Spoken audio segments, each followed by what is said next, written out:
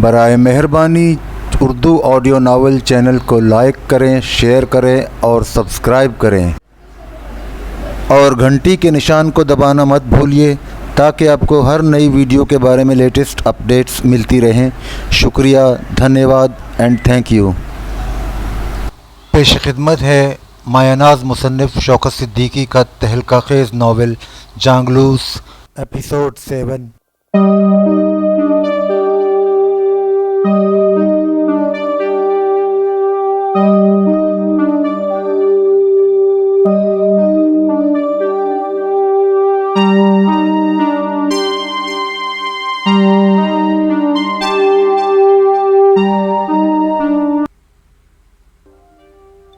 اسے یہ دیکھ کر تعجب ہوا کہ تہہ خانے کا دروازہ کھلا ہے۔ وہ کھلے دروازے کو ٹکٹکی باندھے دیکھتا رہا، پھر جھومتا جھامتا اندر داخل ہو گیا۔ زینے سے نیچے اتر کر اس نے دیکھا بوڑھا ریاض محمد وٹو دھندلی روشنی میں فرش پر لیٹا ہے۔ لالی نے الماری سے سرنج نکالی اور انجیکشن لگانے کے لیے ریاض کے قریب پہنچ گیا۔ ریاض چت لیٹا تھا اور پھٹی پھٹی آنکھوں سے چھت تک رہا تھا۔ اس کا منہ کھلا تھا، زبان باہر نکلی ہوئی تھی، ایک کان اور رخسار کا نچلا حصہ خون سے لت پت تھا، فرش پر بھی خون پھیلا تھا، زنجیر اور اس میں لگے ہوئے لوہے کے گولے پر بھی گاڑھا گاڑھا خون تھا۔ لالی نے گھبرا کر میاں ریاض محمد کو جھنجھوڑا، اس کی گردن ایک طرف ڈھلک گئی۔ لالی کو ایسا محسوس ہوا جیسے بچھو نے ڈنک مار دیا ہے۔ اسے اپنے چاروں طرف خطرہ منڈلاتا ہوا محسوس ہوا۔ وہ سرنج وہیں چھوڑ کر گھبرایا ہوا تیزی سے زینے کی جانب لپکا، سیڑھیاں چڑھ کر اوپر پہنچا، دروازے سے گزر کر باہر آیا۔ کمرہ ابھی تک خالی تھا۔ لالی جلدی سے کمرے کا دروازہ کھول کر غلام گردش میں پہنچ گیا۔ دیوار گیریوں کی ہلکی ہلکی روشنی میں ہر چیز اونگتی ہوئی نظر آتی تھی۔ غلام گردش کے آخری سرے پر ہال کا دروازہ تھا۔ دروازے کے شیشوں سے ہال کی روشنی جھلک رہی تھی۔ ہال بالکل خالی تھا۔ غلام گردش میں کئی دروازے کھلتے تھے، ان پر خوش رنگ پردے پڑے تھے۔ لالی نے گھڑی دیکھی، 12 بجنے میں 3 منٹ باقی تھے۔ لالی بدحواس ہو گیا۔ اسے ایسا محسوس ہوا کہ دھیور اس کی گھات میں کہیں قریب ہی چھپا بیٹھا ہے۔ ذرا دیر میں بتیاں بجھ جائیں گی اور دھیور اندھیرے میں کسی دروازے سے نکل کر اس پر تیندوے کی طرح جھپٹے گا۔ لالی نے خوفزدہ نظروں سے ادھر ادھر دیکھا، چھپنے کی کہیں گنجائش نہیں تھی۔ فرار ہونے کے لیے ہال سے گزرنا ضروری تھا۔ اس نے سوچا جب روشنیاں گل ہو جائیں گی تو وہ اندھیرے میں ہال کے اندر داخل ہو جائے گا اور بنگلے سے نکل کر 4 دیواری تک پہنچ جائے گا۔ 4 دیواری پھاندنا اس کے لیے دشوار نہ تھا، مگر اندھیرا ہونے سے پہلے ہی اسے ہال کے دروازے تک پہنچ جانا چاہیے۔ وہ آہستہ آہستہ ہال کی جانب بڑھنے لگا، قریب اور قریب ہوتا گیا، مگر جب ہال کے دروازے سے چند قدم کے فاصلے پر تھا تو اس نے دیکھا حیات محمد وٹو ہال میں داخل ہو رہا ہے۔ اس کے ہمراہ کوئی اور بھی ہے۔ لالی نے دروازے کے شیشوں سے دونوں کی ہلکی سی جھلک دیکھی۔ وہ خوف سے لرز کر رہ گیا، جلدی سے مڑا۔ غلام گردش خاصی طویل تھی۔ وہ غلام گردش سے باہر نکلنے کی کوشش کرتا تو حیات محمد اسے دور ہی سے دیکھ لیتا۔ اس نے گھبرا کر چاہا کہ کوئی دروازہ کھول کر اندر چلا جائے۔ اس نے ایک دروازہ کھولنے کی کوشش کی مگر وہ اندر سے بند تھا۔ لالی لپک کر دوسرے دروازے پر پہنچا، وہ بھی بند تھا۔ لالی دیوار سے لگا لگا آگے بڑھا۔ اس نے مڑ کر ہال کی جانب دیکھا، میاں حیات محمد وٹو دروازے کے قریب پہنچ چکا تھا۔ لالی نے سراسیمہ ہو کر ادھر ادھر دیکھا اور جو دروازہ قریب ترین پایا اس کے پردے کے پیچھے دبک گیا۔ اس نے آہستہ سے دروازے کا ہینڈل گھمایا، دروازہ کھل گیا۔ لالی جھٹ اندر چلا گیا اور دروازے کے قریب ہی کھڑا ہو گیا۔ یہ خوابگاہ تھی، نہایت نفاست سے آراستہ کی گئی تھی۔ کمرے کے وسط میں چوڑی چکلی مسہری تھی۔ مسہری کے قریب اونچے اسٹول پر پیتل کا اجلا اجلا گلدان تھا، اس میں گلاب کے سفید اور گہرے سرخ پھول تھے۔ مسہری سے ذرا ہٹ کر صوفہ سیٹ کرینے سے رکھا تھا۔ دروازوں پر جھلملاتے ہوئے ریشمی پردے تھے۔ کمرہ خاصا کشادہ تھا اور ہلکی ہلکی خوشبو سے مہک رہا تھا۔ کمرے میں گہرا سبز بلب روشن تھا۔ لالی دروازے کے قریب سہما ہوا کھڑا تھا اور رک رک کر سانس لے رہا تھا۔ باہر غلام گردش میں قدموں کی آہٹ ابھر رہی تھی اور رفتہ رفتہ قریب آتی جا رہی تھی۔ دھب دھب دھب آہٹ دروازے کے قریب پہنچ کر رک گئی۔ لالی کا بے قرار دل دھڑکتے دھڑکتے پل بھر کے لیے ٹھہر گیا۔ اس نے چاہا کہ لپک کر مسہری کے نیچے دبک جائے، مگر فوری طور پر مسہری تک پہنچنے کی گنجائش نہ تھی۔ وہ دروازے سے ہٹ کر ایک کونے میں دیوار سے چمٹ کر کھڑا ہو گیا۔ دروازہ آہستہ سے کھلا۔ لالی نے سہمی ہوئی نظروں سے دیکھا میاں حیات محمد خان کمرے میں داخل ہوا۔ اس کے ساتھ ایک عورت بھی تھی، وہ سفید ساڑی باندھے ہوئی تھی۔ اس کے داخل ہوتے ہی تیز خوشبو کا جھونکا آیا۔ حیات نے ہاتھ بڑھا کر دروازے کی چٹخنی چڑھا دی اور یہ کہتا ہوا عورت کے قریب پہنچ گیا، ناصرہ، تمہارے بغیر یہ کمرہ کتنا ویران ویران لگتا ہے۔ حیات محمد نے اس کی کمر میں ہاتھ ڈالا اور اسے سمیٹ کر اپنے قریب کر لیا۔ ناصرہ نے کوئی مزاحمت نہیں کی، کھلکھلا کر ہنس پڑی۔ اس نے بڑے ناز سے کہا، ایسی باتیں سوچنے کی تمہیں فرصت مل جاتی ہے؟ نہیں جانے من، ایسی بات نہیں ہے، کبھی کبھی تو تم شدت سے یاد آتی ہو۔ میاں حیات نے گہری سانس بھری۔ جب تم آ جاتی ہو تو ایسا محسوس ہوتا ہے جیسے ویرانے میں چپکے سے بہار آ جائے۔ آج کچھ زیادہ ہی مہربان نظر آ رہے ہو۔ ناصرہ نے ہلکا قہقہا لگایا۔ بات کیا ہے؟ میں تمہارا ہی انتظار کر رہا تھا۔ حیات محمد وٹو صوفے پر بیٹھ گیا۔ اس نے بڑے پیار سے ناصرہ کو اپنے پہلو میں بٹھایا، بازو کے حلقے میں لے کر اس کا سر اپنے سینے سے لگا لیا اور اس کے بال انگلیوں سے آہستہ آہستہ سہلانے لگا۔ چند لمحے خاموش بیٹھا رہا، پھر اس نے کہا، کل رات بنگلے میں بڑی شاندار پارٹی ہے اور تم تو اس پارٹی میں جانے محفل ہوگی، میں تو صرف میزبان ہوں گا۔ ناصرہ نے اپنا چہرہ اوپر اٹھاتے ہوئے کسی قدر بیزاری سے کہا، میں سمجھتی ہوں میرا اس میں موجود ہونا ضروری نہیں۔ جانے من، پہلے میری بات تو سن لو۔ حیات محمد نے اسے پھر سینے سے لگا لیا۔ یہ پارٹی میں نے ایک MCA کے اعزاز میں دی ہے۔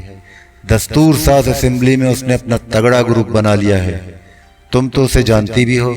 میرا مطلب ہے، ناصرہ اس کی بات کاٹ کر بولی، میں اسے اچھی طرح جانتی ہوں۔ عورتوں سے باتیں کرتے ہوئے تم نے کبھی اس کے چہرے اور آنکھوں کو دیکھا ہے؟ مجھے تو اس کی صورت دیکھ کر وحشت ہوتی ہے۔ کاکٹیل پارٹی ہوگی، تم شیری پیتی رہے نا؟ میں نے سیلریشن کریم اور ڈرائی فلائی پچھلے ہی دنوں منگوائی ہے، دونوں ہی اعلیٰ درجے کی شیری ہیں، پھر کوئی وحشت نہیں رہے گی۔ اس نے ہولے ہولے ناصرہ کا رخسار تھپتھپایا۔ جانے من، مجھے اس کے گروپ کے ووٹوں کی شدید ضرورت ہے، کسی کو مرکزی وزیر بنوانا ہوگا۔ بالکل ٹھیک سمجھی تم۔ حیات نے ہلکا قہقہا لگایا۔ اب تو تم سیاست کو پوری طرح سمجھنے لگی ہو۔ نہیں حیات، اپنی اس گندی سیاست میں مجھے نہ گھسیٹو، ناصرہ نے کسی قدر عاجزی سے کہا۔ تم جو چاہتے ہو اب وہ مجھ سے نہیں ہوگا۔ میں تمہاری اس سیاست سے اتنی عاجز آ چکی ہوں کہ مجھے خود اپنے وجود سے نفرت ہونے لگی ہے۔ کبھی کبھی سوچتی ہوں کہ مجھ میں اور ایک حیات محمد نے محبت سے اس کے منہ پر ہاتھ رکھ دیا۔ فضول باتیں نہ کرو، اس کے لہجے میں تھیکا پن تھا۔ تم 2-3 روز یہاں رہو گی اور پارٹی میں بھی شریک ہوگی۔ اس نے قدر تامل کیا، پھر ناصرہ کے ہونٹ چوم کر بولا، ناصرہ میری جان، مجھے یہ کام ضرور کرنا ہے اور تم اس میں میری مدد کرو گی۔ یوں سمجھ لو وہ مرکزی وزیر بن گیا تو حکومت میں اپنی پوزیشن بہت مضبوط ہو جائے گی۔ جو چاہوں گا حکومت سے کروا لوں گا، کیا سمجھی؟ اس نے قہقہا لگایا اور ناصرہ کو اپنے سینے سے چمٹا لیا۔ ناصرہ اس کے پہلو میں اس طرح دبکی بیٹھی تھی کہ اس کا چہرہ نظر نہیں آ رہا تھا۔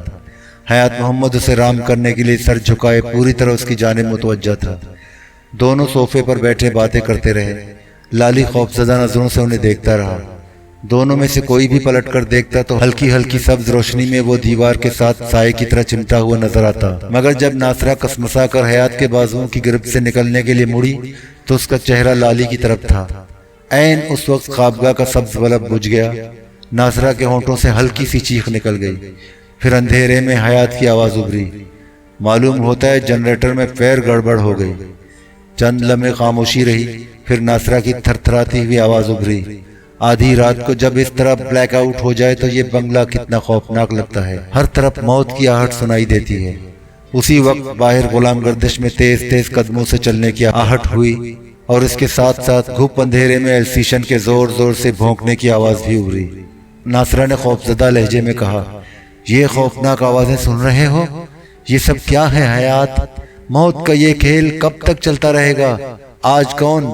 حیات نے اس کی بات کاٹ کر اونچی آواز سے کہا، خواہ مخواہ کی باتیں نہ کرو، ذرا دیر میں روشنی ہو جائے گی۔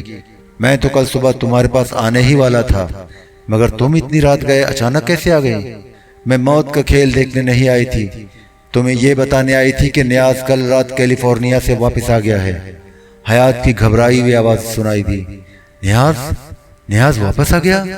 نہیں، ایسا نہیں ہو سکتا، وہ کیسے واپس آ سکتا ہے؟ میں تم سے غلط نہیں کہہ رہی ہوں۔ کہاں ہے وہ؟ یہاں کیوں نہیں آیا؟ لالی دیوار کا سہارا لیتا ہوا دھیرے دھیرے دروازے کی جانب کھسکنے لگا۔ اس نے سنا ناصرہ کہہ رہی تھی نیاز اپنے ماما کے پاس ٹھہرا ہے۔ وہ کچھ رکی، اس نے رسان سے بتایا تمہارے خلاف مقدمہ چلانے کی تیاری کر رہا ہے۔ اس کا مطلب یہ ہوا کہ اسے سب کچھ معلوم ہو گیا؟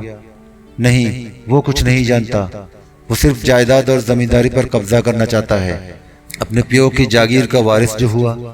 تمہیں کیسے معلوم ہوا کہ وہ مقدمے کی تیاری کر رہا ہے؟ آج شام وہ میرے پاس آیا تھا۔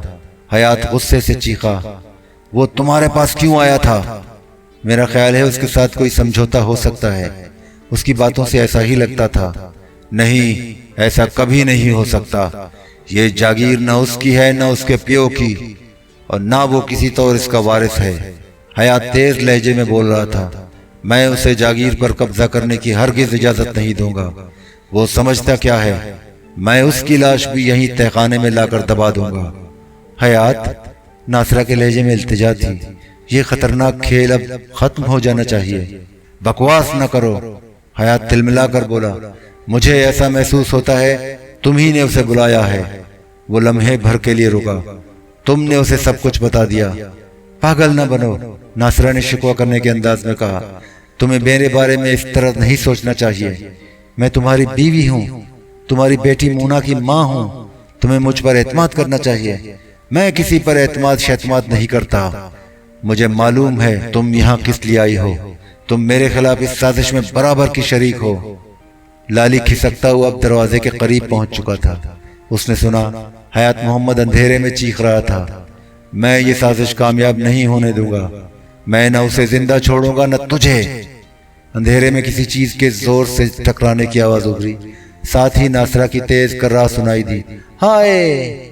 چند لمحے خاموشی رہی، پھر صوفے پر گتھم گتھا ہونے کی سرسراہٹیں ابھرنے لگی۔ لالی نے آنکھیں پھاڑ کر اس طرف دیکھا، گپ اندھیرے میں اسے کچھ نظر نہیں آیا۔ لالی دروازہ کھولنے کے لیے انگلیوں سے چٹخنی ٹٹولنے لگا۔ یکایک اسے عقب میں ناصرہ کی گھٹی گھٹی آواز سنائی دی، وہ گڑگڑا رہی تھی، نہیں نہیں، خدا کے لیے نہیں۔ لالی نے ایک بار پھر گردن موڑ کر ادھر نظر ڈالی، اسی وقت کمرے کا سبز بلب روشن ہو گیا۔ لالی نے دیکھا ناصرہ کا سر صوفے کی پشت سے ٹکا ہے، حیات دونوں ہاتھوں سے اس کی گردن دبوچے ہوئے تھا۔ ناصرہ کے بال بکھر کر اس کے چہرے پر آ گئے تھے، اس کی پھٹی پھٹی آنکھیں لالی کی جانب اٹھی تھی۔ اس نے لالی کو دیکھا اور اس کی طرف ہاتھ اٹھا کر گھٹی ہوئی آواز میں بولی، وہ حیات نے مڑ کر لالی کی جانب دیکھا، ناصرہ کی گردن پر اس کی گرفت ڈھیلی پڑ گئی۔ وہ حیرت زدہ ہو کر بولا، تو ابھی تک زندہ ہے؟ لالی نے کوئی جواب نہیں دیا، خاموش کھڑا رہا۔ حیات نے ڈپٹ کر پوچھا، تو یہاں آ کیسے گیا؟ میں یہ بتانے آیا تھا آپ کا بھائی میاں ریاض محمد مر گیا۔ حیات بوکھلا کر بولا، نہیں، وہ نہیں مر سکتا۔ وہ کیسے مر سکتا ہے؟ تو جھوٹ بول رہا ہے۔ لالی نے نہایت اعتماد سے کہا، میں بالکل سچ کہہ رہا ہوں۔ حیات سخت بدحواس ہو رہا تھا، مگر وہ کیسے مر گیا؟ وہ آہستہ آہستہ بڑبڑانے لگا، اس نے وصیت نامے کی دستاویز پر دستخط نہیں کیے، مجھے اپنا وارث نہیں بنایا، اسے ابھی نہیں مرنا چاہیے۔ وہ بے قرار ہو کر بولا، اسے کس نے مار ڈالا؟ اسے تو نے قتل کیا ہے؟ میں ایسا کام نہیں کرتا، میں نے آج تک کسی کا خون نہیں کیا۔ پھر اسے کون قتل کر سکتا ہے؟ وہ سوچتے ہوئے بولا، دھیور؟ ہاں، دھیور ہی ہو سکتا ہے۔ وہ ہولے ہولے اپنے گردن ہلانے لگا، دھیور نے آج اپنا بدلہ لے ہی لیا۔ پھر وہ غصے سے پاگلوں کی طرح چیخنے لگا، مگر اس کتے کو ایسی جرت کیسے ہوئی؟ کہاں ہے دھیور؟ کہاں ہے وہ؟ مجھے نہیں پتا، ایسا نہیں ہو سکتا، تجھے ضرور پتا ہوگا۔ میاں صاحب، آپ کیسی باتیں کر رہے ہیں؟ میں نے تو یہ پتا ہے، جب 12 بجے سب بتیاں بجھ گئی تھیں، اس وقت آپ کا خونی کتا مجھے چیر پاڑ کر ختم کر دیتا، میری لاش تہخانے میں زمین کھود کر دبا دی جاتی۔ حیات نے خونخوار نظروں سے لالی کو دیکھا اور سر جھکا کر گہری سوچ میں ڈوب گیا۔ اس کی بیوی ناصرہ صوفے پر خاموش بیٹھی تھی، اس نے اپنے بکھرے ہوئے بال سمیٹ کر پیچھے کر لیے تھے، اس کا حسین چہرہ اجلی چاندنی کی طرح سفید پڑ گیا تھا، بڑی بڑی سیاہ آنکھوں میں خوف تھا، وہ اپنی لمبی گردن دانے ہاتھ کی انگلیوں سے بار بار سہلا رہی تھی۔ کمرے کی فضا پر گہرا سکوت طاری تھا۔ لالی نے سکوت توڑا، عاجزی سے بولا، صاحب میں جسے انجیکشن لگاتا تھا وہ بندہ تو مر ہی گیا، ساتھ ہی میری ڈیوٹی بھی ختم ہو گئی۔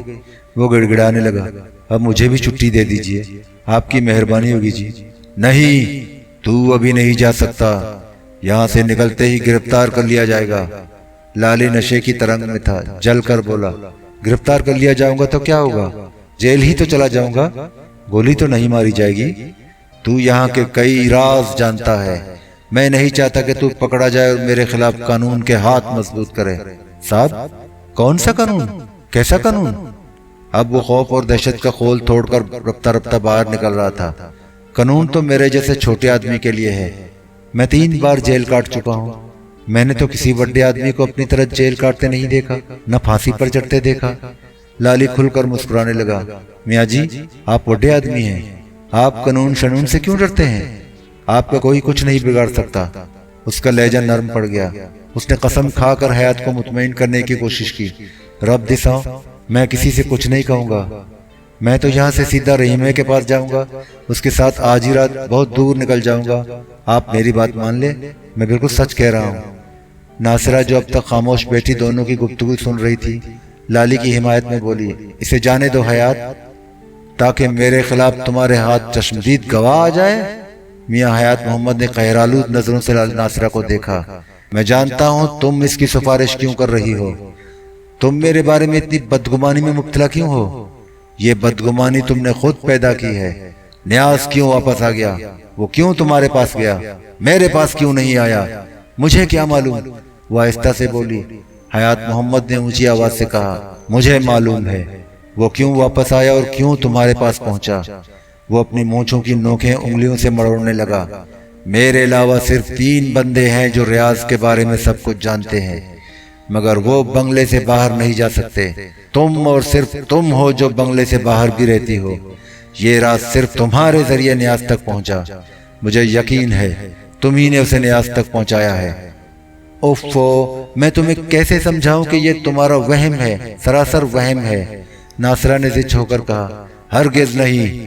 حیات اپنی بات پر اڑا رہا، 2 ہفتے پہلے فون پر نیاز سے میری بات ہوئی تھی، اس کا امریکہ سے یہاں آنے کا کوئی ارادہ نہیں تھا۔ یہ اسی روز کی بات ہے جس روز تم مجھ سے لڑ جھگڑ کر روتی ہوئی یہاں سے گئی تھی۔ مجھے یاد ہے اس روز تم نے خودکشی کر لینے کی دھمکی بھی دی تھی۔ اس نے ناصرہ کی آنکھوں میں جھانکنے کی کوشش کی۔ اس روز تم غصے سے پاگل ہو رہی تھی، تم نے یہاں سے جاتے ہی غصے کی حالت میں نیاز کو خط لکھا اور اسے ساری باتیں بتا دی۔ تم پاگل ہو گئے ہو، وہ جل کر بولی۔ ریاض کے جسم میں پاگل آدمی کے جراثیم انجیکشنوں کے ذریعے داخل کرتے کرتے خود تم بھی پاگل ہو گئے ہو۔ حیات کی آنکھیں بھڑکتا شعلہ بن گئیں، وہ سانپ کی طرف ہمکاننے لگا۔ اس نے زبان سے ایک لفظ نہیں نکالا، ٹکٹکی باندھے بیوی کو گھورتا رہا، پھر تیزی سے جھپٹا اور اس کا گلا دبوچ لیا۔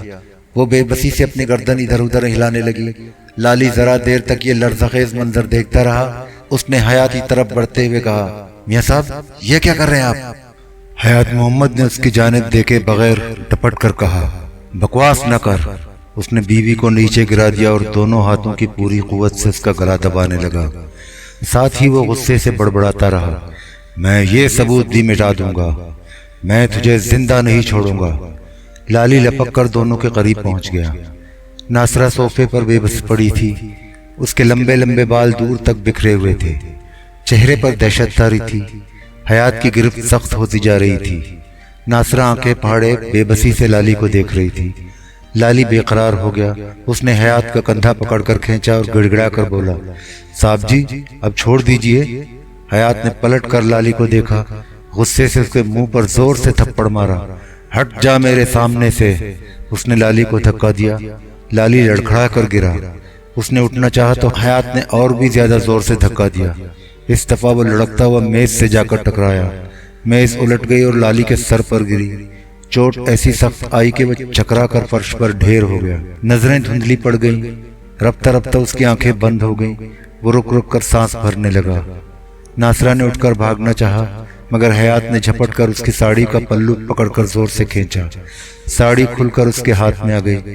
اس نے غصے سے ساڑی ایک طرف پھینک دی، ناصرہ کے منہ پر تابڑتوڑ کئی تھپڑ مارے، پیٹ پر اس زور سے ٹھوکر ماری کہ وہ ڈگمگا کر صوفے پر گر پڑی۔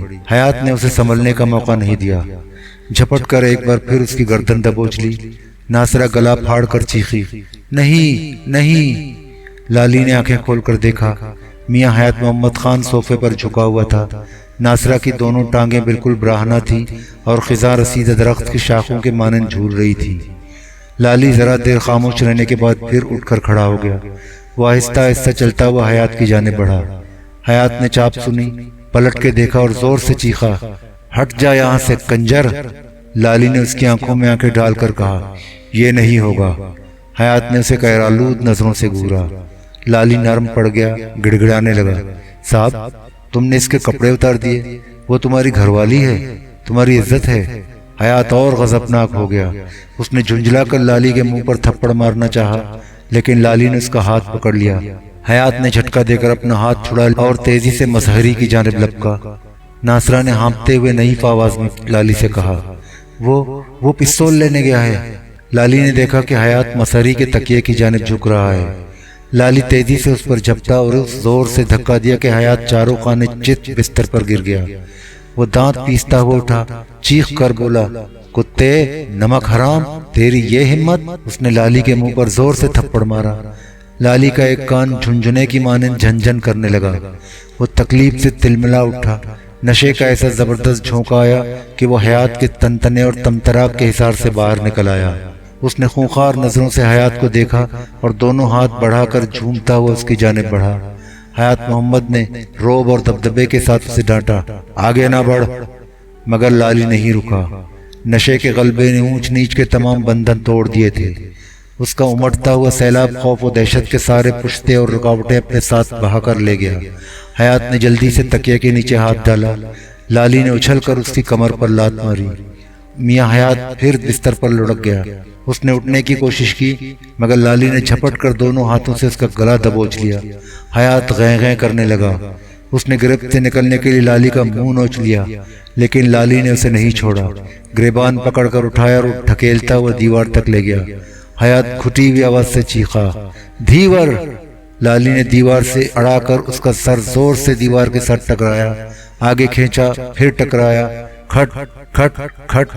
لالی نشے کی جھونک میں پاگلوں کی طرح اس کے سر کو جھٹکے دے دے کر دیوار سے ٹکراتا رہا۔ لالی کا چہرہ کرخت ہو گیا تھا، آنکھوں میں شعلے لپک رہے تھے۔ میاں حیات محمد خان وٹو کے سر سے خون کی دھار نکلی اور پیشانی سے ٹپکتی ہوئی چہرے پر پھیلتی گئی۔ اس کی آنکھیں بند ہو گئیں، گردن لٹک کر ڈگمگانے لگی۔ ناصرہ اٹھ کر کھڑی ہو گئی۔ اس نے اپنی ساڑی اٹھائی، اسے باندھا، جلدی جلدی اپنا بے ترتیب لباس درست کیا۔ حیات محمد کی جانب بڑھی، وہ فرش پر بے سد پڑا تھا۔ ناصرہ نے جھک کر دیکھا، حیات کا چہرہ خون سے تربتر تھا، آنکھیں بند تھیں، وہ رک رک کر سانس لے رہا تھا۔ ناصرہ نے پریشان ہو کر لالی کی جانب دیکھا، لرزتی ہوئی آواز میں کہا، یہ کیا کر دیا؟ لالی نے بے نیازی سے کہا، گھبراؤ نہیں، وہ مرا نہیں ہے۔ دونوں خاموش کھڑے رہے، مگر لالی اب وہاں مزید ٹھہرنا نہ چاہتا تھا۔ وہ اس دروازے کی جانب بڑھا جو غلام گردش میں کھلتا تھا۔ کہاں جا رہا ہے؟ ناصرہ نے پوچھا۔ باہر۔ لالی نے دروازے کے قریب پہنچ کر کہا، مجھے اب یہاں سے نکل جانا چاہیے۔ ٹھہر جا۔ تم ٹھہر جاؤ۔ لالی دروازے کے قریب پہنچ گیا۔ یہاں رک کر تم اپنے خصم کی مرہم پٹی کرو تاکہ وہ تمہیں اطمینان سے قتل کر سکے۔ میں نہیں ٹھہر سکتا۔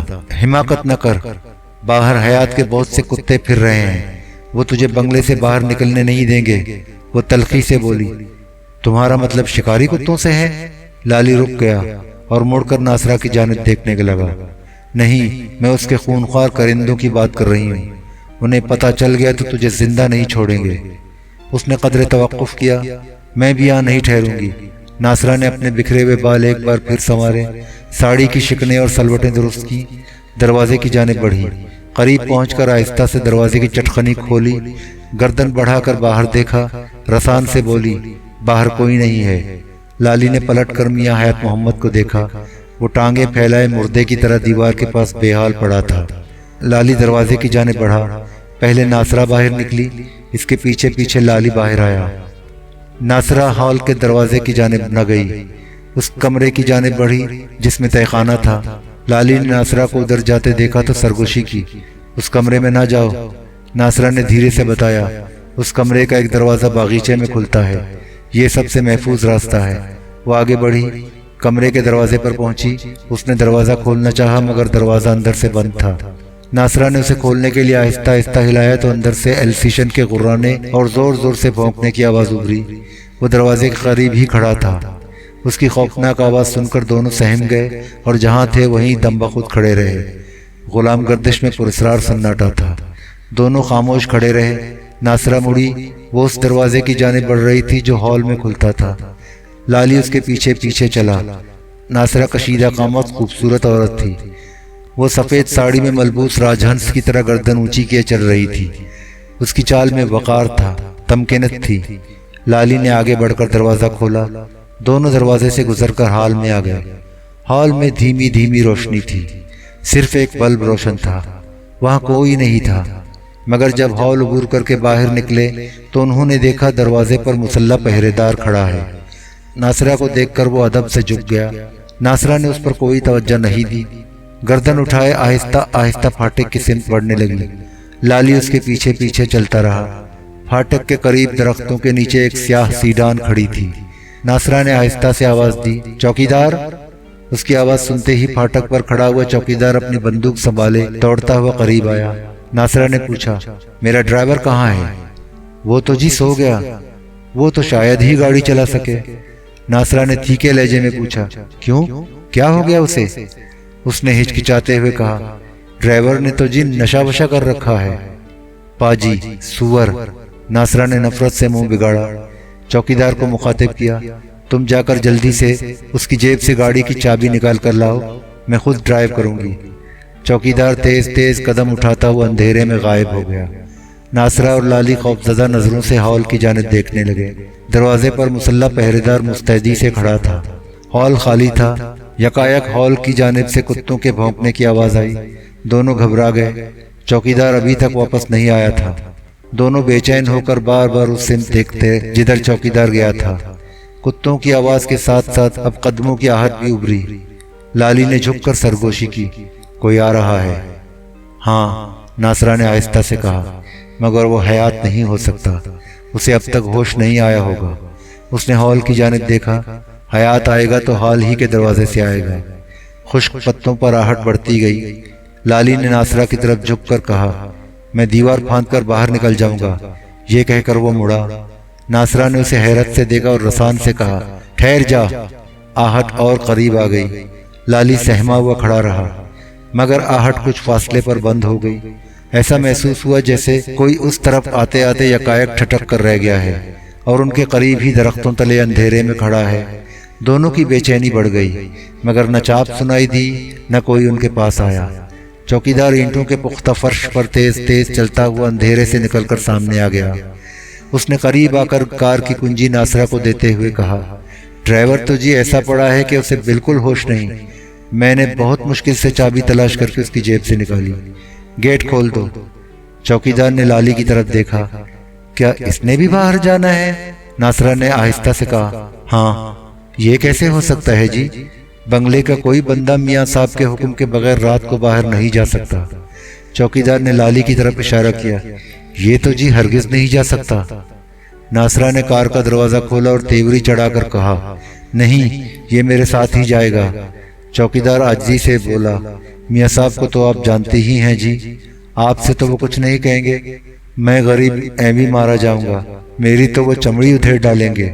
उसने मुड़कर हॉल के दरवाजे की जानिब देखा। नासरा ने परेशानी का इजहार करते हुए कहा, मैनू छेती नाल जाना है, मियाँ साहब की तबीयत खराब है, टेलीफोन में भी गड़बड़ है, मैंने खुद जाकर डॉक्टर को लाना है। ऐसी गल बात है जी, तो मैं साहब के ड्राइवर को बोलता हूँ, वो डॉक्टर को ले आएगा। फजूल बहस मत करो, जो मैं कहती हूँ वो कर। नासरा ने चौकीदार को तीखी नजरों से देखा और डपट कर हुक्म दिया, जा जाकर गेट खोल दे। चौकीदार चंद लम्हे खामोश खड़ा सोचता रहा, फिर आहिस्ता आहिस्ता गेट की जानिब बढ़ा। नासरा फौरन स्टीयरिंग व्हील संभाल कर बैठ गई। उसने सीडान का पिछला दरवाजा खोला। कुछ सोचकर लाली से मुखातिब हुई, नहीं, तुम अगली ही सीट पर मेरे बराबर बैठ जाओ। लाली कार के अंदर जाकर बैठ गया। नासरा ने कार स्टार्ट की। कार की बत्तियां रोशन हो गई। लाली ने उनकी तेज रोशनी में देखा بائیں ہاتھ پر ایک درخت کے تنے کے ساتھ کوئی اندھیرے میں دبکا کھڑا ہے۔ اس کے پیروں کا نچلا حصہ صاف نظر آ رہا تھا۔ وہ نئی گامے شاہی جوتے پہنے ہوئے تھا اور اس کی اجلی دھوتی کا نچلا کنارہ گہرا سرخ تھا۔ لالی کو محسوس ہوا کہ وہ دھیور ہے۔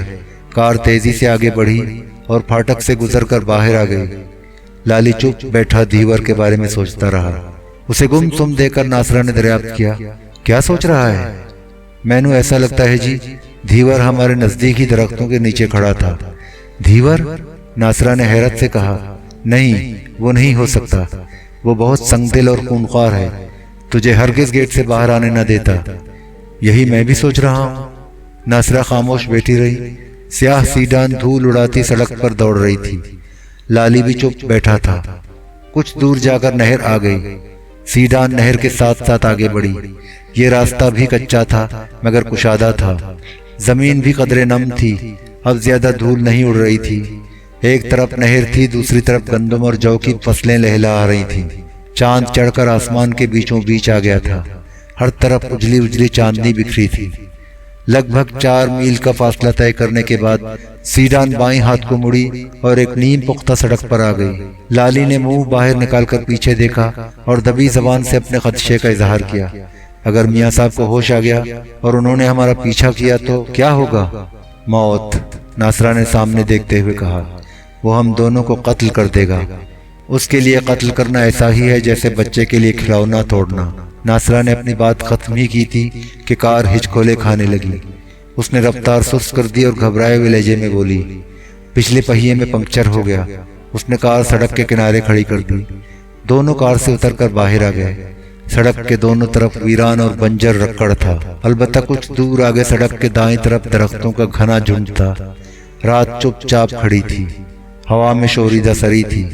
تیز جھونکوں سے ناصرہ کے بال بکھر گئے تھے، ساڑی کا آنچل بار بار ڈھلک جاتا۔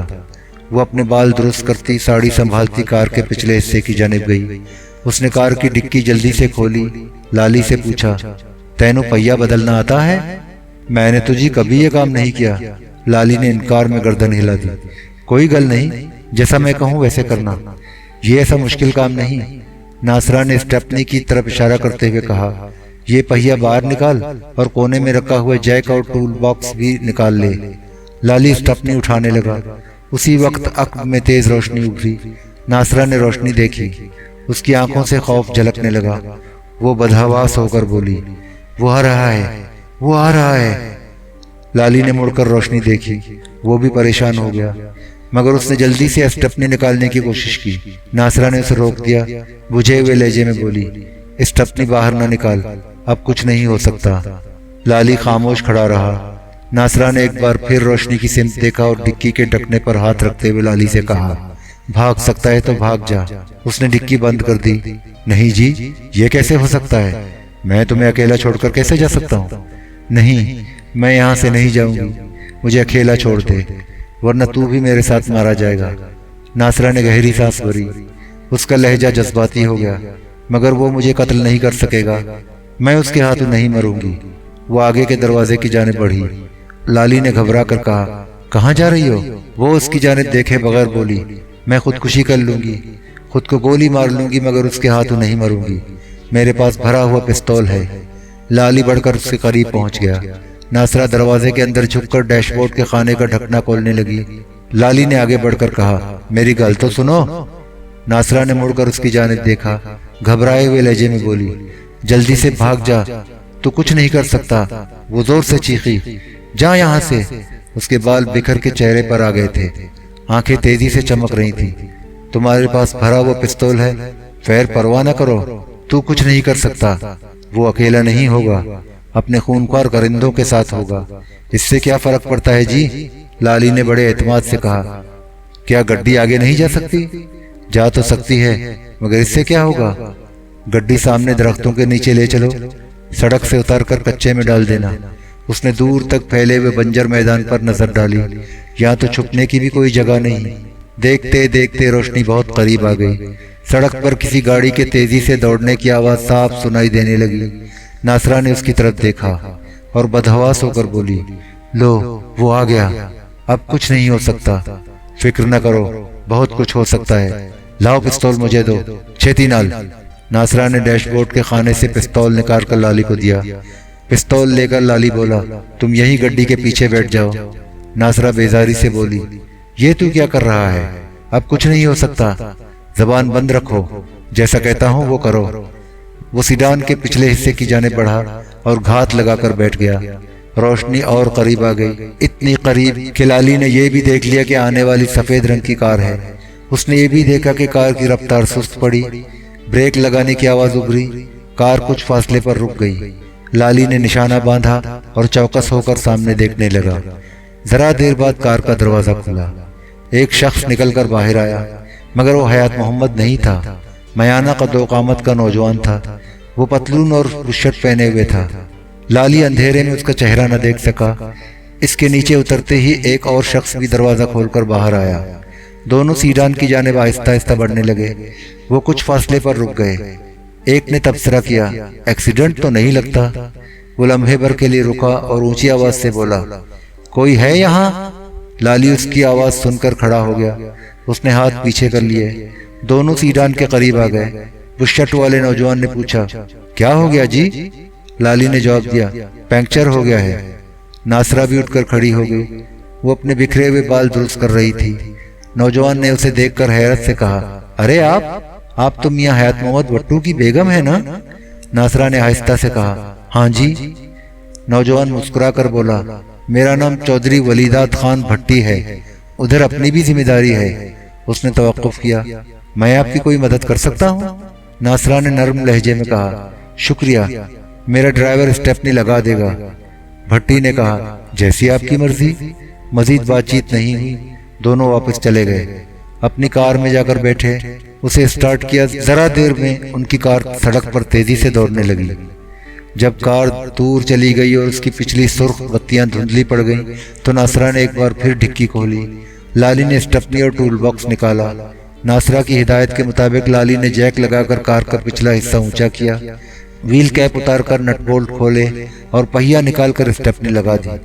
ناصرہ اس کے قریب بیٹھی ضروری ہدایات دے رہی تھی اور اس کی مدد بھی کر رہی تھی۔ لالی نے پہیہ اور ٹول باکس ڈکی میں رکھ دیے اور اسے بند کر دیا۔ دونوں پھر کار میں بیٹھ گئے۔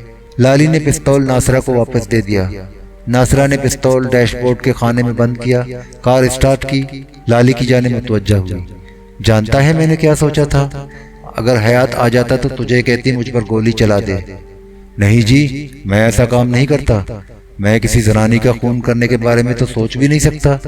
یہ کام تو میاں حیات محمد کر سکتا ہے۔ وہ تو جی بہت ہی ظالم ہے، اس نے تو جی تمہیں مار ہی ڈالا تھا، ایسا گلا دبوچا تھا، چھوڑتا ہی نہ تھا۔ لالی یہ کہتے ہوئے نشے سے جھوم کر مسکرانے لگا، برا نہ منانا، تسی صرف بیگم ہو، تاش کی بیگم۔ اس کی مونچھیں ہی نوچ لیتی، کاٹ کھاتی، منہ پر تھوک دیتی، کچھ تو کرتی۔ نہ ہوئی شاداں، میاں حیات محمد اس کا گلا دباتا تو وہ اس کی گردن چھری سے کاٹ کر سر الگ کر دیتی۔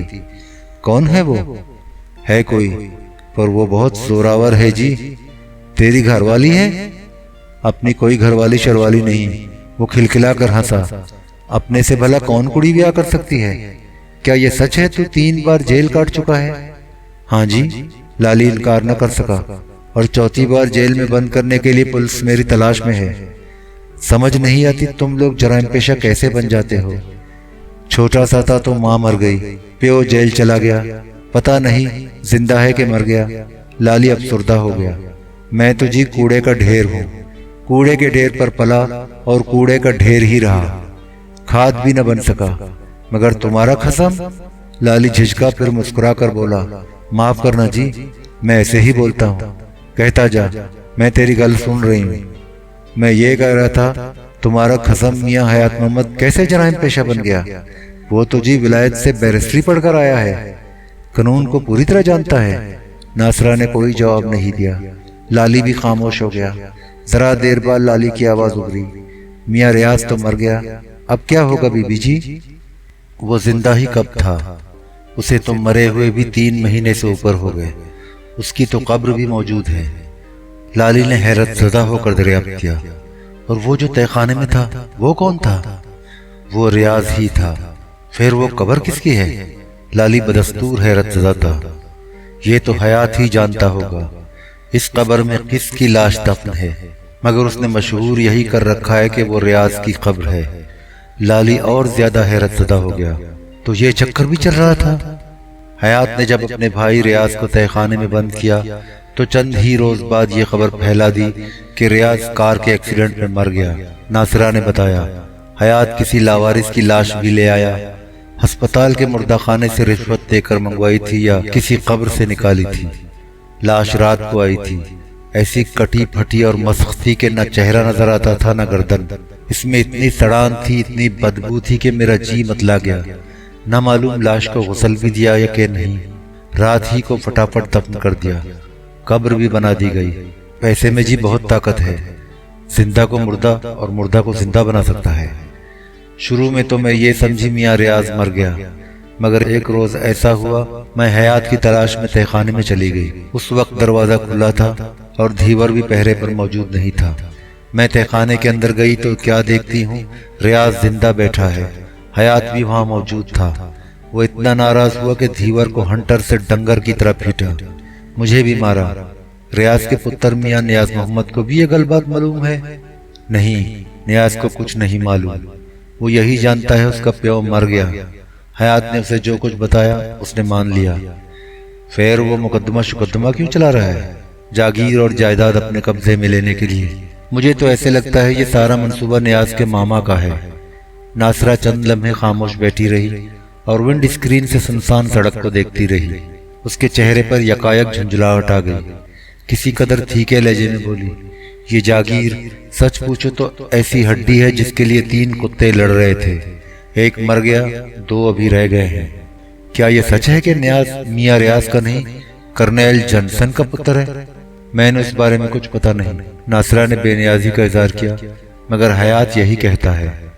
وہ تو یہ بھی کہتے ہیں جی، ریاض اپنی گھر والی کو کرنیل کے پاس سونے کے لیے بھی بھیجتا تھا، مجھے خود انہوں نے بتایا تھا۔ میں غلط نہیں کہہ رہا؟ تو ٹھیک ہی کہہ رہا ہے، ناصرہ نے آہستہ سے کہا، مجھے بھی یہی بتاتا ہے، وہ سب سے یہی کہتا ہے۔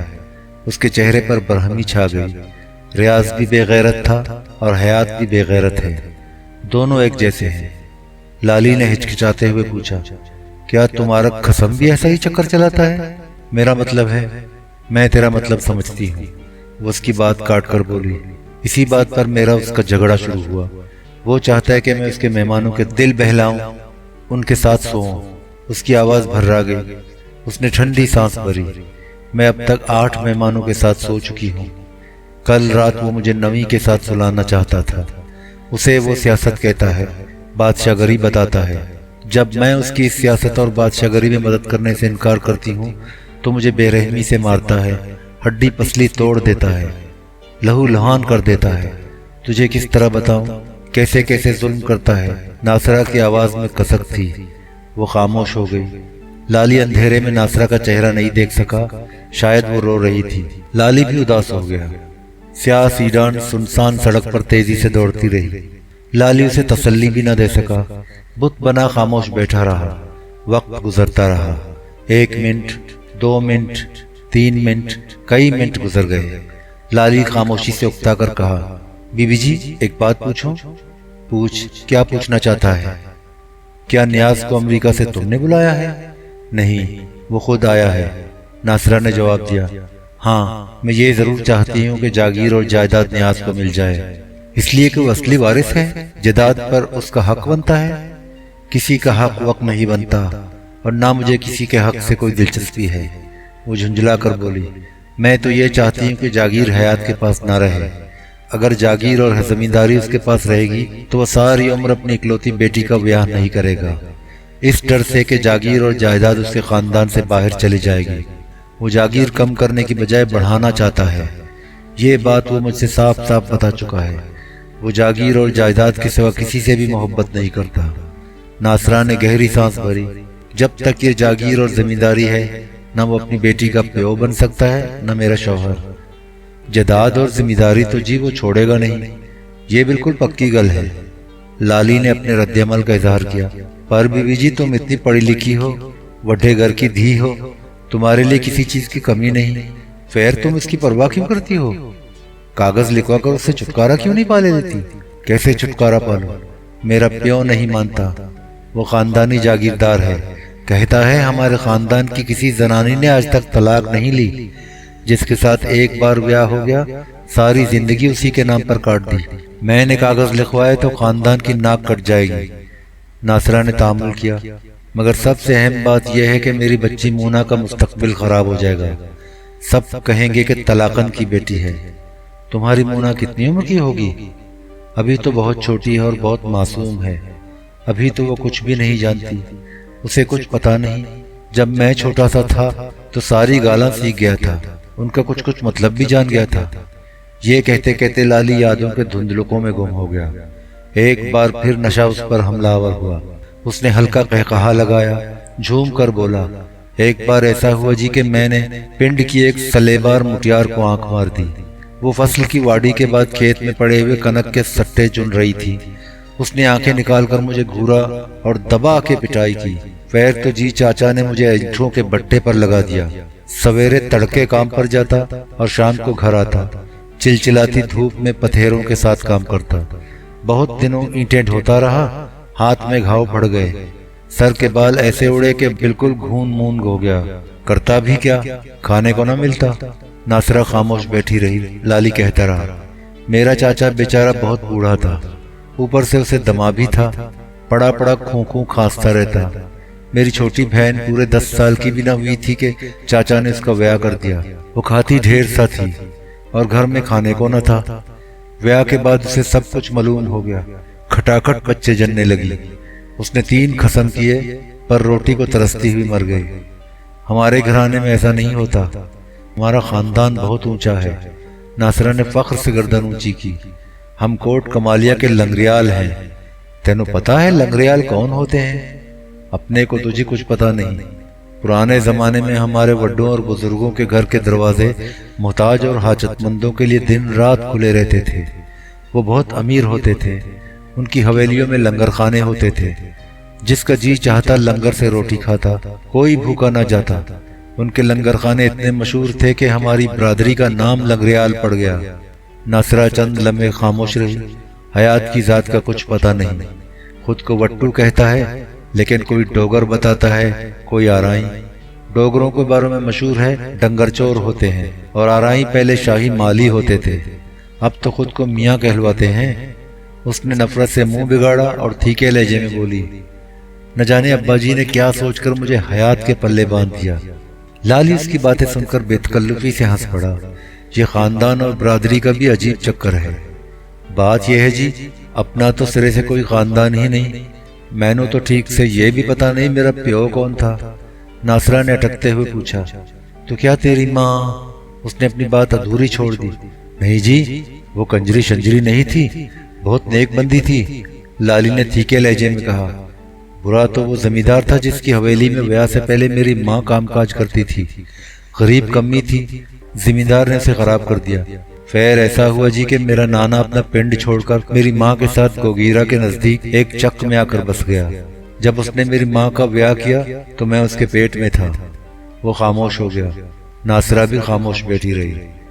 کھلی کھڑکی سے ہوا کے جھونکے آ رہے تھے۔ نشے کا تیز ریل آیا۔ لالی مسکرا کر بولا، جب میں تگڑا جوان ہو گیا اور چوری چکاری بھی کرنے لگا تو مجھے اپنی ماں کے بارے میں بہت سی باتوں کا پتہ چل گیا۔ مجھے زمیندار پر بہت غصہ تھا۔ ایک رات میں قتل کرنے کے ارادے سے اس کی حویلی میں گھسا۔ جیسے ہی کھڑکی کے رستے کمرے میں گیا، کیا دیکھتا ہوں وہ ایک چھوری کے ساتھ بالکل ننگا کھڑا ہے۔ وہ اس کی دھی سے بھی چھوٹی تھی۔ میں نے چاقو کھول کر دکھایا، اسے کہا ابھی قتل کر دوں گا۔ وہ ایسا ڈرا کہ تھر تھر کانپنے لگا۔ مجھے ہنسی چھوٹ گئی۔ میں نے اسے قتل کرنے کا ارادہ چھوڑ دیا اور اس سے پورے 4000 روپے لے کر چلا آیا۔ وہ بہت مالدار ہے جی، بڑا زمیندار ہے، سنا ہے ملاوٹ کا جنجوا ملک ہے، اسمبلی کا ممبر شمبر بھی رہ چکا ہے، اخباروں میں اس کی تصویریں بھی چھپتی ہیں۔ آج کل وہ اپنی ذمہ داری میں بہت شاندار مسجد بنوا رہا ہے، اس کے ساتھ یتیم خانہ اور مدرسہ بھی ہوگا، اور میں نے جو تھوڑا بہت پڑھنا لکھنا سیکھا وہ جیل میں سیکھا۔ لالی ٹھٹا مار کر ہنسا۔ ناصرہ خاموش بیٹھی تھی۔ اس کی لمبی چوڑی کار تیزی سے سڑک پر دوڑتی رہی، ایک موڑ کاٹ کر پختہ سڑک پر آ گئی۔ کچھ دیر بعد ناصرہ نے پوچھا، تینوں کتنے جانا ہے؟ میں نے تجھے قادرآباد اسٹیشن جانا ہے۔ قادرآباد تو ادھر رہ گیا۔ ناصرہ نے ایک ہاتھ اٹھا کر اشارہ کیا۔ آگے تو منٹگمری ہے، مگر میں وہاں نہیں جاؤں گی۔ کچھ دور جا کر نہر آئے گی اور اس کے ساتھ ہی میں لال ٹبے کی جانب مڑ جاؤں گی۔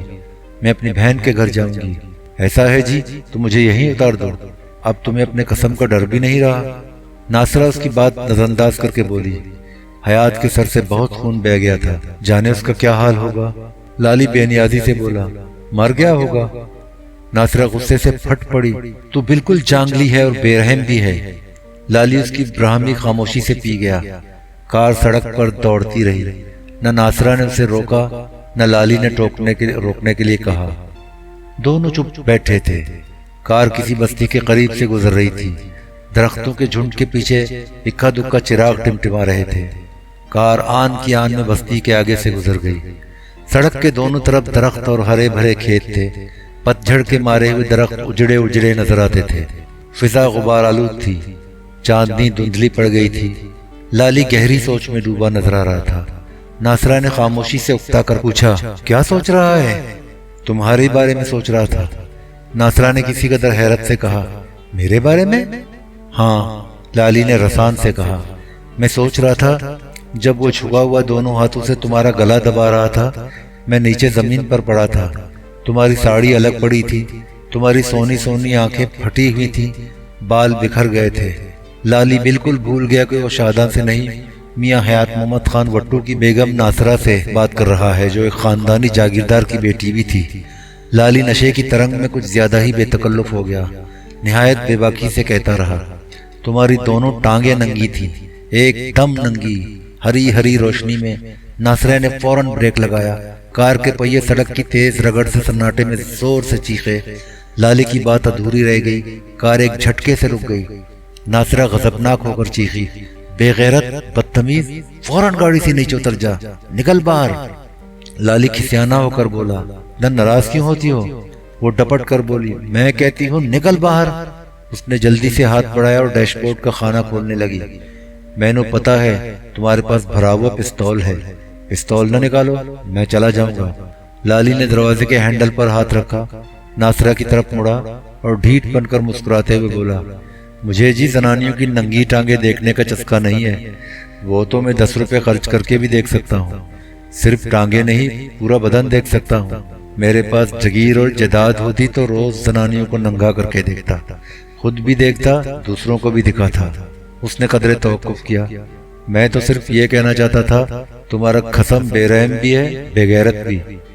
میں نے اس کے منہ پر اسی لیے تھوکا تھا اور اسی لیے اس کا سر دیوار سے ٹکرا کر پھوڑا تھا کہ وہ بہت بڑا بے غیرت دلہ ہے۔ لالی نے کار کا دروازہ کھولا اور نیچے اتر گیا۔ ناصرہ گردن موڑے سے غور سے دیکھتی رہی، پھر اس نے آہستہ سے کہا، ٹھہر جا۔ وہ اپنا پرس کھولنے لگی۔ لالی نے کار کا دروازہ دھیرے سے بند کیا اور اس کا سہارا لے کر زیر لب مسکراتے ہوئے بولی، اسے نہ کھولو، اس میں 170 روپے تھے، وہ میں نے پہلے ہی نکال لیے ہیں، پرواہ نہ کر، اپنا کام چل جائے گا، اب تسی جاؤ۔ لالی الگ ہٹ کر کھڑا ہو گیا۔ ناصرہ نے زبان سے ایک لفظ نہ نکالا، کار اسٹارٹ کی، گیئر میں ڈالی اور جھنجھلا کر ایکسیلیٹر اس قدر زور سے دبایا کہ سیاہ سیڈان چیختی ہوئی تیزی سے بھاگی اور آن کی آن میں بہت دور نکل گئی۔ ہر طرف ہو کا عالم تھا۔ سڑک نیم پختہ تھی اور زیادہ کشادہ بھی نہ تھی۔ سڑک کے دونوں طرف گھنے درخت تھے۔ لالی آہستہ آہستہ چلتا رہا۔ کچھ ہی دور آگے گیا تھا کہ درختوں کی اوٹ سے روشنی نظر آئی۔ وہ اسی سمت بڑھنے لگا۔ قریب پہنچا تو پتھروں کی بنی ہوئی 2 منزلہ عمارت نظر آئی۔ یہ ریسٹ ہاؤس تھا۔ لالی ٹھہر گیا اور چوکنا نظروں سے ادھر ادھر دیکھنے لگا۔ اسی اسنا میں درختوں کے نیچے سے کتوں کا غول نکلا۔ کتے زور زور سے بھونکتے ہوئے لالی پر جھپٹے۔ وہ گھبرا کر سرپٹ بھاگا۔ کتوں نے اس کا تعاقب کیا۔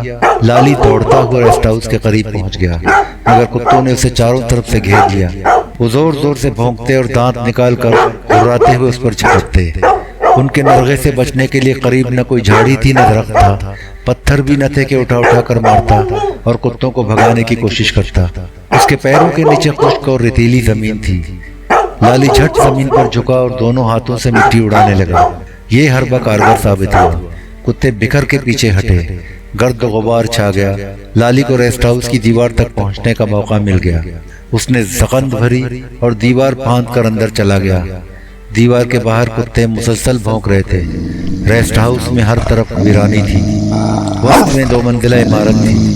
اوپر کی منزل کے ایک دریچے سے ہلکی ہلکی روشنی پھوٹ رہی تھی۔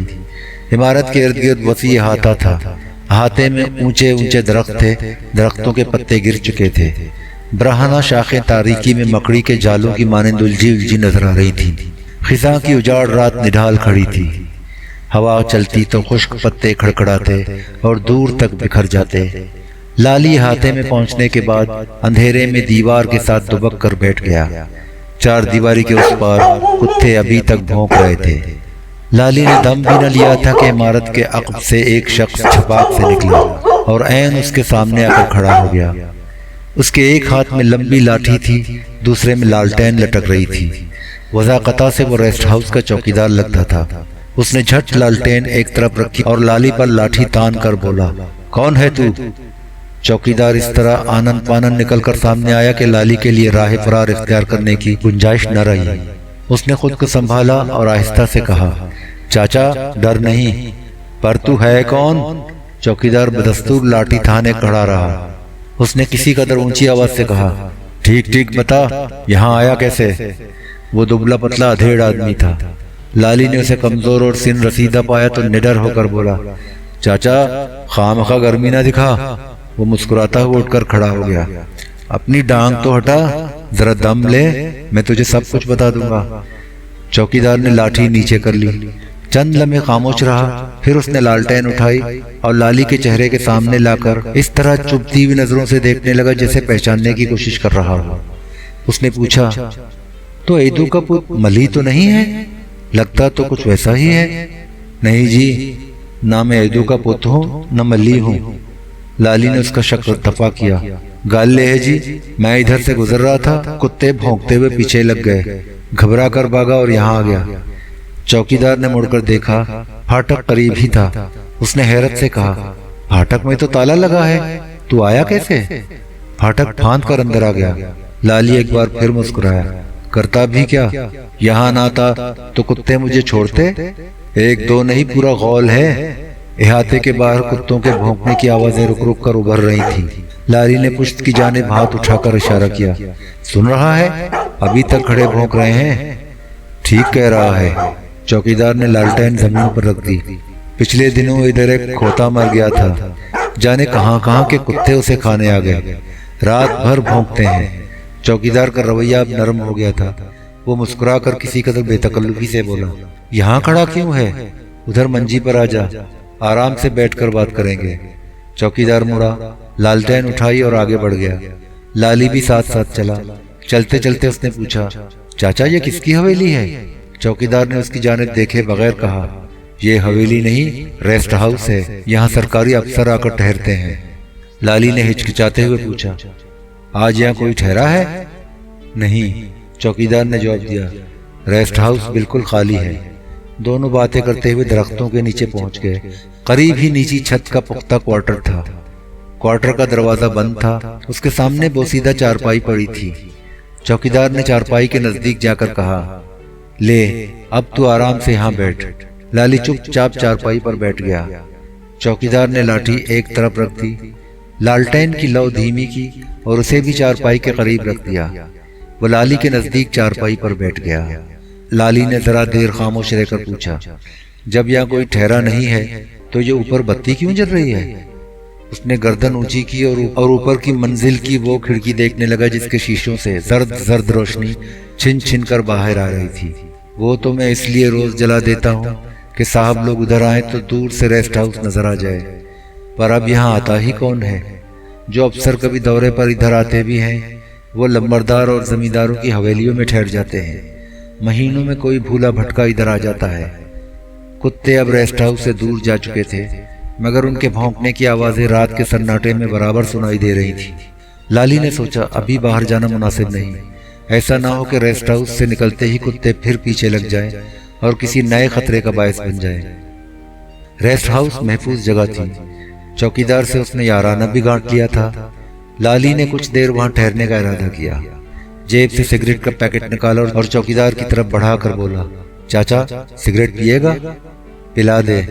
चौकीदार ने बेनियाजी से कहा और एक सिगरेट पैकेट से निकाल ली।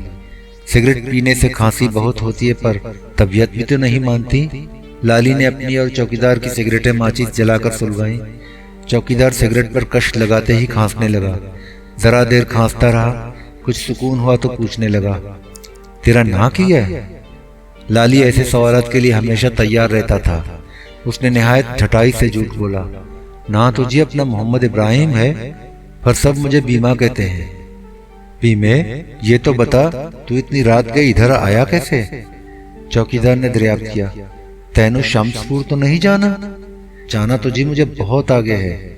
लाली ने गोल मोल जवाब दिया, सोचा इसी रास्ते से चला जाऊं। चौकीदार ने सिगरेट का कश लगाया। लाली के कुर्ते शलवार को नजर भर कर देखा। तू करता क्या है बीमे? मैं जी उकाड़ा डेयरी फार्म में नौकरी करता हूँ। चौकीदार ने मुस्कुराते हुए पूछा, तो क्या तू उकाड़े जा रहा था? मगर लाली के कुछ कहने से पहले ही वो मुस्कुरा कर बोला, पैदल उकाड़े कैसे जा सकता है, वो तो बहुत दूर है। उसने जरा तामुल किया, तैनू कहीं और ही जाना होगा, कहाँ का इरादा है? मैंने तुझे कादराबाद स्टेशन जाना है, 1-2 रोज उधर ठहर कर उकाड़े चला जाऊंगा। पर कादराबाद स्टेशन भी यहाँ से दूर है, 20 मील से कम नहीं होगा। तेरे लिए तो सीधा रास्ता मुंटगुमरी का है। लारी पकड़ता, मुंटगुमरी जाता और वहां से रेल या रावी ट्रांसपोर्ट की लारी से कादराबाद चला जाता। तुझे इस तरफ का रास्ता किसने बताया? अब तुझसे क्या बताऊं चाचा, लाली ने बात बनाई। हुआ ये कि मैं जहान खान पिंड में अपने एक दोस्त के ब्याह में आया था।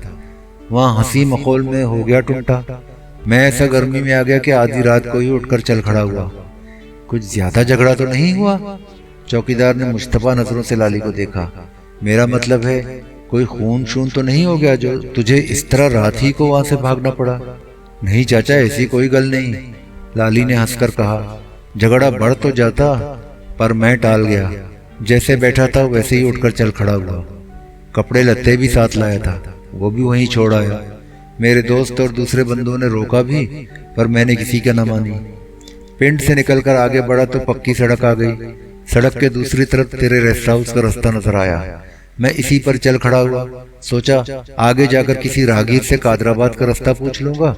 उसने बातों बातों में चौकीदार से कादराबाद स्टेशन का रास्ता मालूम करने की कोशिश की। कोई ना कोई रास्ता तो इधर से कादराबाद जाता ही होगा। चाचा, तुझे तो रास्ते का पता होगा। रास्ता तो इधर से जाता है, चौकीदार ने बताया। आगे गोरदापुरा है, यहाँ से 4 मील के लगभग होगा। उसने शिमाल की तरफ हाथ उठाकर इशारा किया। वहां से नहर मिलेगी, सीधी कादराबाद जाती है और वड्डी नहर लोअर बारी दोआब से जाकर मिल जाती है। अब तो रात बहुत हो गई। वैसे नहर के किनारे किसी बस्ती से कादराबाद तक जाने के लिए तांगा भी मिल जाएगा। ज्यादा फेर का रास्ता नहीं। नहर के किनारे की सड़क है तो कच्ची पर ठीक ठाक है, सिर्फ बरसात में कहीं कहीं से खराब हो जाती है। लाली जरा देर खामोश रहकर बोला, चाचा अब मैं चलूंगा। तू इस वक्त जाएगा? चौकीदार ने किसी कदर हैरत से पूछा। जरा अपनी घड़ी देखकर बता, बजा क्या है? लाली ने लालटेन की जानिब हाथ बढ़ाकर घड़ी देखी। 2:30 बजा है। नहीं जी, इतनी रात गए जाना ठीक नहीं। गोरदापुरे का रास्ता भी ठीक नहीं है। तू फिक्र न कर चाचा, मैं बेखुटके चला जाऊंगा। डरने शरने की कोई बात नहीं। डरने की बात नहीं, पार गोरदापुरे तक रास्ता जरा फेर का है। अंधेरे में भटक कर जाने किधर निकल जाएगा, सारी रात परेशान होगा। ऐसा क्यों नहीं करता, सुबह तक यहीं ठहर जा, पाकपतन रोड ये सामने रही। चौकीदार ने हाथ उठाकर बताया, सवेरे सवेरे चला जाना, दोपहर तक पहुंच जाएगा। इतनी रात को कहाँ भटकता फिरेगा?